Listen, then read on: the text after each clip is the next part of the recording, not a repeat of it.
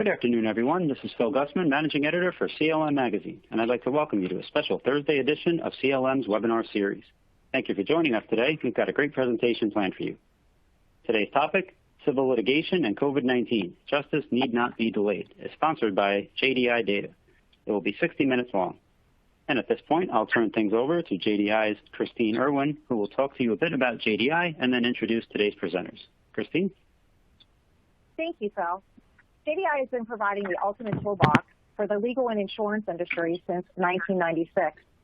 Our intuitive solutions have consistently evolved to stay ahead of the market and meet our clients' unique needs. JDI's fleet of litigation solutions empowers legal and insurance professionals by increasing their daily bandwidth and providing real-time, actionable data.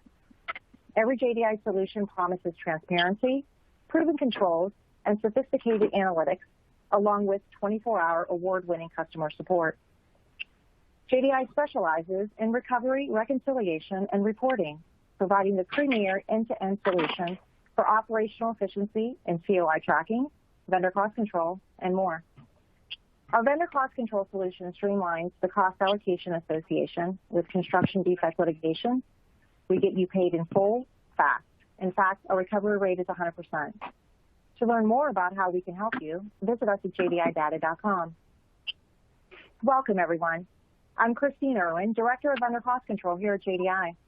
I'm thrilled to be able to introduce today our esteemed presenters. First, I'd like to introduce our moderator, Judge Jackson Lucky. Judge Lucky has been a judge with the Riverside Superior Court since July 2008. He's currently assigned to the Civil Division. Judge Lucky loves to teach, especially about evidence and technology. He's taught judges, lawyers, and students, and has served on several boards, including the Asian Pacific American Lawyers of the Inland Empire, the Riverside County Law Library, the Leo A. Deegan Inn of Courts, and the Center for Judicial Education and Research. Judge Stephen Austin. Judge Austin has served as a trial judge at the Contra Costa County Superior Court in California since 1998. He is a longtime member of the California Judicial Council's Access and Fairness Advisory Committee and California's Commission on Access to Justice, which he served as chair from 2007 to 2010. He also served as an elected member of the California Presiding Judges Advisory Committee in 2015 to 2016.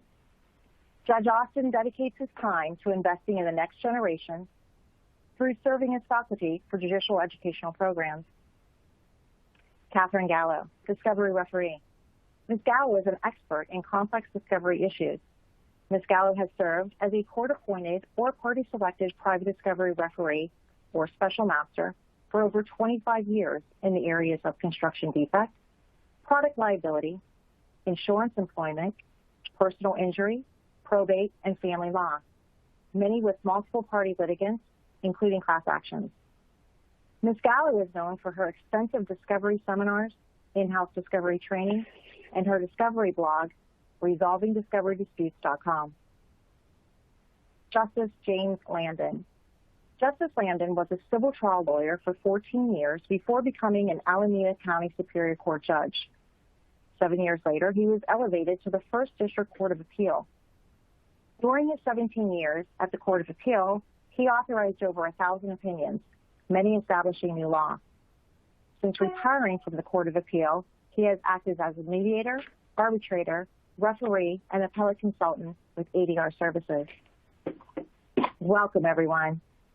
Judge Lucky, you can kick this off. Thanks so much, Christine. So we want to start off with talking about the challenges that we're dealing with now with COVID-19 and the situations that we're seeing in our courthouses. And Judge Austin, you want to comment a little bit on what you're seeing in Contra Costa and in other courts? Sure. Well, thanks so much for having us today.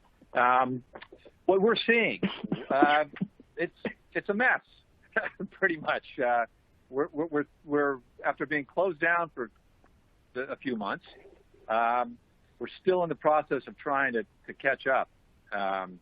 Cases kind of stacked up, and many of the courts, I know my court and others, the civil courts still have their doors closed to most things.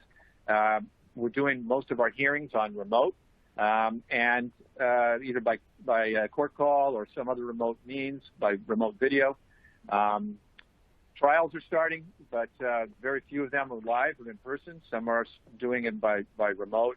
One of the main problems is that trials are being continued out because the civil cases don't have preference over the other things that backed up in our courts. Sometimes when you do civil practice, you think that's all that's happening here, but it's not.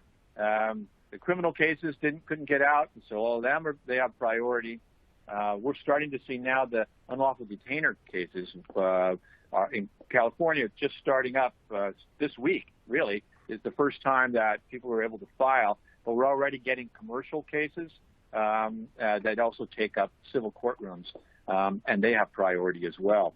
So, as well as some other things, there's declaratory relief and preliminary injunction matters. All those take priority, which is pushing back all the civil trials and delaying things quite a bit in most locations. The other big thing is courts aren't staffed as well because the budget cut, because of the COVID, we all got our budgets cut. So that's delaying things, especially at the clerk's office. Steve, in Contra Costa, how far out are you setting civil jury trials right now, or are you setting them at all? Well, we're setting them, but they're mostly going to be next year. Most are set in 2021, sometime in the middle. They all got moved. Some are on still. We're trying to keep things in place, so we're pushing things forward. But it's both the courts and then a lot of the attorneys don't really want to go out in the current way. We're getting jurors to come in for criminal trials, but they don't want to be here. And many of the attorneys are kind of comfortable of doing remote presentations by Zoom with the jurors being remote, and they've had some of those in Alameda County, and people are just starting to experiment with that, but a lot of lawyers don't want to do that. I had a case manager the other day. They're pushing them out to 2023 in some counties.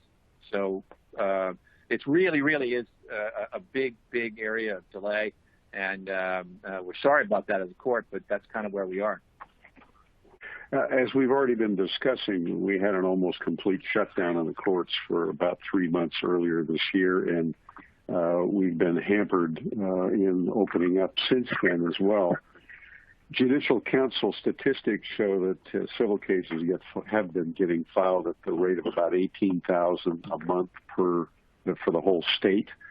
If you extrapolate out that rate, you can see that even if we've been achieving some success in getting back on track, we probably got something like a 75 to 100,000 case backlog looking at us statewide.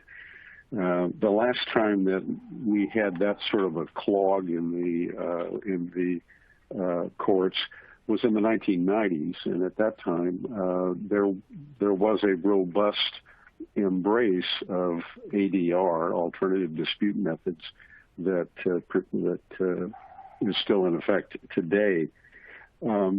As Judge Austin was pointing out, the courts have been experimenting with a lot of ways to catch up and to handle cases more efficiently, and that's going to continue for some time. We've got 58 counties that are doing 58 different things, and despite coordination, the budget has been also constrained. So I think it's obvious that we're at another inflection point, similar to the one that we had in the 90s, where we might look to alternatives in the ADR world to help the courts more effectively manage their cases and to get us out of this hole that we're in. It's obvious to all of us who are in the business of both claims, litigation, and court management that for the last half century or more, it's always been true that cases mostly settle before trial. Jury trials are single digits, probably less than 5% of all the cases that get handled. Even so, most of our concentration is there. And now in this crisis, most of the trouble in continuing to have trials is going to occur with jury trials. So today we're going to be talking about ways that the courts can more efficiently manage the cases. Everybody's used to the efficiency that comes from discovery references, because a discovery referee can manage the case more closely. But that can also be applied via the reference procedures that we're going to be discussing. And those methods